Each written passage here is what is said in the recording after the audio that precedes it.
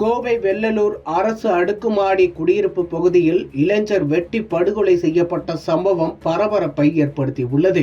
கோவை வெள்ளலூர் அரசு அடுக்குமாடி குடியிருப்பில் 6வது பிளாக்கில் வசித்து வருபவர் இன்பரசன். இவர் பிளம்பிங் வேலை செய்து வருகிறார்.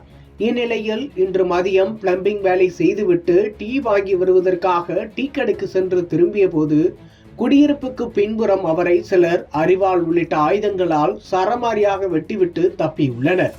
இது குறித்து தகவல் அறிந்த காவல்துறையினர் சம்பவ இடத்திற்கு வந்து உடலை கைப்பற்றி பிரேத பரிசோதனைக்காக அனுப்பி வைத்து விசாரணையை தொடங்கியுள்ளனர்.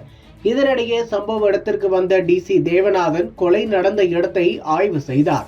மேலும் இச்சம்பவம் குறித்து 3 தனிப்படைகள் அமைக்கப்பட்டு குற்றவாளிகளை பிடிக்கும் பணிகள் நடைபெற்று வருவதாக காவல்துறை தரப்பில் தகவல் தெரிவிக்கப்பட்டுள்ளது. கொலை சம்பவம் நடந்த இடத்திலிருந்து சுமார் 300 மீட்டர் தொலைவிலேயே போத்தனூர் புறக்காவல் நிலையம் அமைந்திருக்கும் நிலையில் இச்சம்பவம் அப்பகுதியில் பெரும் பரபரப்பை ஏற்படுத்தியுள்ளது.